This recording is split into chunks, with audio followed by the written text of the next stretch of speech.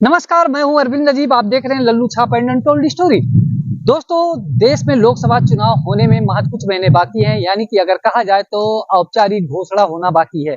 ऐसे में अगर देखा जाए तो जो सियासी पार्टियां हैं उन्होंने चुनाव की तैयारी भी शुरू कर दी है, रैलियां भी हो रही हैं और देश में आंदोलन भी हो रहा है। दरअसल मैं बात कर रहा हूं किसान आंदोलन की। इस किसान आंदोलन का जो है वो लोकसभा चुनाव पर क्या फर्क पड़ेगा, हरियाणा और पंजाब में खास करके, इस मुद्दे पर हम हरियाणा के से आए हुए भाई साहब हैं, उनसे मैं बात करता हूँ। भैया, नाम क्या है आपका?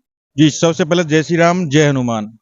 मेरा नाम सुरेंद्र हुड्डा है। मैं हरियाणा के फरीदाबाद से बल्लौड़ का रहने वाला हूँ। खेती-बाड़ी करता हूँ मैं। खेती बाड़ी करते हैं, कहने का मतलब किसान है आप? बिल्कुल किसान है जी। किसान आंदोलन चल चल रहा है जो सिंधु बॉर्डर पे, और ये खास करके हरियाणा पंजाब का जो बेल्ट है, और देश में लोकसभा चुनाव भी होना है। इस किसान आंदोलन का देश के चुनाव पर क्या फर्क पड़ेगा? देखो, पहले तो मैं आपको ये बता देता हूँ, आपके चैनल को भी।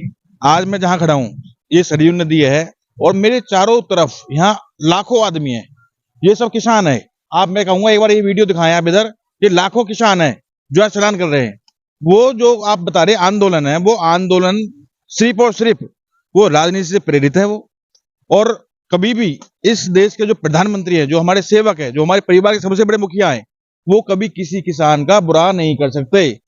वो रोजगार दे सकते हैं, वो अन्न दे सकते हैं, वो मकान दे सकते हैं, वो किसान निधि सम्मान दे सकते हैं। वो किसानों का बुरा कैसे करेंगे, आप मुझे बताइए ना। सिर्फ वो 100 से 500 किसान हो गए, ये लाखों ये किसान नहीं है।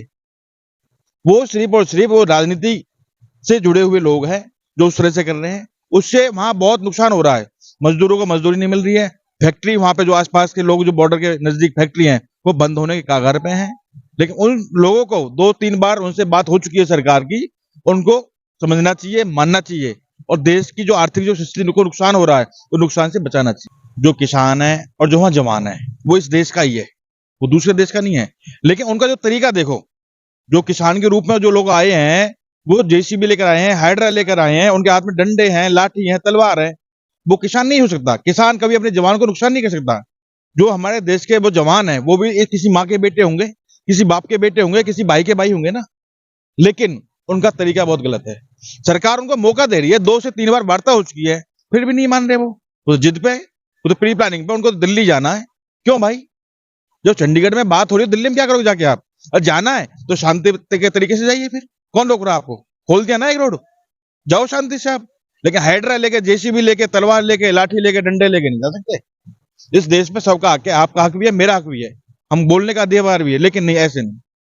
कानून रूप से करिए, आपको दिक्कत होनी है कोई। जैसा अभी आप बताए कि आप भी किसान हैं, जो आंदोलन कर रहे हैं वो भी अपने आप को किसान कहते हैं। तो दो जो उनकी मांग है, वो कहते हैं किसानों के हित में। आपको क्या लगता है कि आप किसान होने के नाते बताइए कि जो उनकी मांग है वो किसानों के हित में कितना है? मैं आपको बता देता हूँ पत्रकार बंधु। सबसे पहले तो किसान निधि सम्मान किस सरकार ने दिया आज तक? मोदी सरकार ने दिया। सरसों का रेट देखो, गेहूं का रेट देखो, मक्के का रेट देखो, बाजे का रेट देखो, इतना रेट किसी ने नहीं दिया। और जहां से वो आते हैं, पंजाब से क्यों ना कराया पहले? वो जहां पे केजरीवाल जी की सरकार है, जो मान साहब की सरकार, वहां से कराया ना पहले वो। आज भी जहां जहां भाजपा की सरकार है, सबको पूरा सम्मान मिल रहा है, पूरा रेट मिल रहा है। और मैं आपको बताता हूँ, एक हमारी सरकार ने जो चलाया है किसानों के लिए लोन फ्री ऑफ कॉस्ट, साल मतलब मामूली सा पैसा देना है, किसी सरकार ने नहीं दिया आज तक। बिजली का रेट देखो कितना कर दिया है। लेकिन ये सब जो आप आंदोलन के नाम बार बार ले रहे हैं, ये सिर्फ राजनीति से जुड़ा हुआ है। इससे देश के जो आम किसान है, उनका कोई लेना देना नहीं। अभी आपने कहा केजरीवाल का नाम लिया, तो केजरीवाल सरकार यानी कि मान सरकार जो है पंजाब की, वो किसानों का सपोर्ट कर रही है। इसके पीछे क्या लॉजिक है? देखो, मान साहब पहले तो सरकार के साथ में आए, उनसे बातचीत करी, बाद में उन्होंने अपना फिर तरीका बदल लिया। तो वहां जो लोग है ना, वो लोग भी मान साहब को आज गेट में उल्टा बोलते हैं कि तुमने हमें धोखा दे दिया। उनकी डीलिंग और कुछ थी, बाद में फिर डीलिंग दूसरी होगी। मैं आपको बताता हूँ, इस देश का सिर्फ और सिर्फ भला कर सकता है तो नरेंद्र मोदी जी ही भला कर सकते हैं, अदरवाइज कोई भला नहीं कर सकता है। किसान आंदोलन के जो नेता हैं या जो ये आंदोलन है, ये लोकसभा चुनाव को कितना प्रभावित कर सकते हैं? 1% भी इससे कोई फर्क पड़ने वाला नहीं है, 1% भी। क्योंकि मोदी जी ने जो काम करे हैं ना, कोई नहीं कर सकता 10 साल के अंदर। आप हम जहां यहाँ खड़े हैं, मैं भी एक भाई से चने लिए थे, मैं उससे पूछा था भाई कितने के चने बेच देते हैं? कह रहा है साहब 800 से 900 पहुंचा देता हूं मैं। मैंने कैसे भाई? कह रहा बहुत लोग आ रहे हैं यहाँ पे। मैंने भाई बहुत लोग आ रहे, कह रहे हाँ हमें रोजगार मिल रहा, कह रहा जी बहुत अच्छा, आनंद आ रहा है पहले से। ऐसा नहीं है, मोदी जी कभी नुकसान नहीं कर सकते। ये तो सिर्फ और सिर्फ कुछ लोग हैं जो मोदी जी को घेरने में लगे हुए हैं। एक साइड वो अलायंस बनाया है इन्होंने, अलायंस में चेहरे देखे कौन कौन है आपने? 15 प्रधानमंत्री हैं उसमें, और एक साइड सिर्फ